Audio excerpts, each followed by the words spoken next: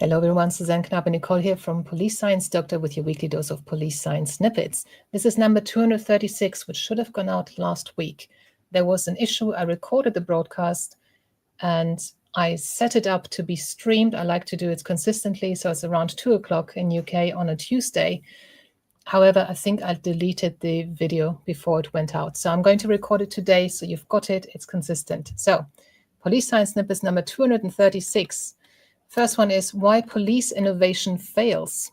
Police leaders and researchers stated that innovations in policing were often more complex than the actions they replaced, not integrated into officer performance evaluations, and were likely to be mistrusted if they originated from external sources.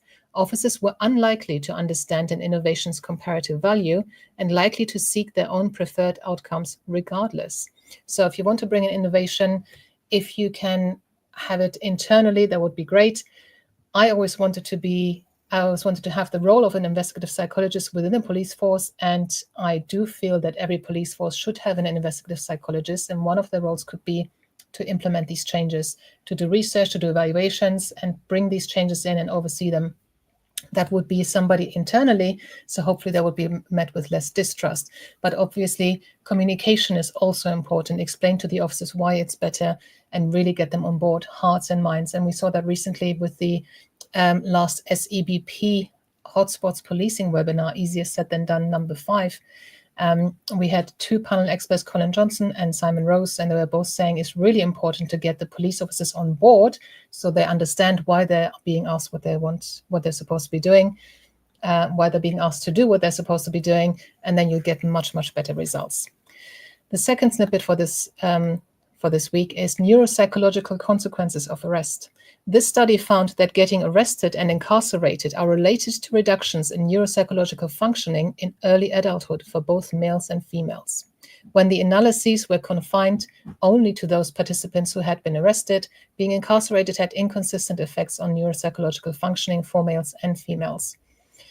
So, being arrested is actually a negative event. Now, we do want to have some negative consequences from crime, of course, but there's a lot of research that shows us that there's better alternative ways of dealing with offenders than pushing them through the court system.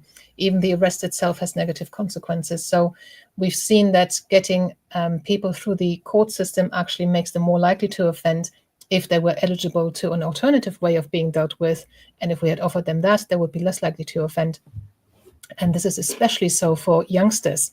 So do we have to have this formal process of arrest? Maybe we do, but are there alternative ways of dealing with them instead of arrest, or at least post-arrest? And the last research for week number 236 is quantifying domestic abuse incidents. Researchers have questioned the accuracy of participants' reports of the frequency of intimate partner violence. This research found that in order to assess how often intimate partner violence incidents occur in young people, it is better to ask the victim to self-report more frequently than on a monthly basis. That way, better recall and more accurate quantification is achieved. So this is not about whether the victims are believed. This is just about their ability to recall and how often they should be self-reporting the incidents of domestic abuse. So these were the snippets for this week. And I hope there was something relevant. Oh, look, I even forgot the banner. I hope there was something relevant to you in that. If not, don't worry, you get access to all the previous police science snippets if you sign up to the email list, and it's all free. So the email list will give you the password to access the read page, and the read page has all the previous snippets as PDFs. 237 on there now with three snippets each, so you will find something that is relevant to your role on there. So I'm going to be also recording the number 237 now. So until I see you next time, thank you. Bye-bye. Make good decisions. Ciao. Thank you for watching. I hope you found this content useful. You can get access to each episode's transcript with key learning points, timestamps, and references if you get yourself onto my mailing list. Just go to the main website on policesciencedoctor.com, and on the bottom of each page you will find a sign-up form for notifications of new content. Just enter your first name, your preferred email address, and the type of organization you work for. You will not get any spam. This is just for me to let you know about new content and for you to get access to all the transcripts.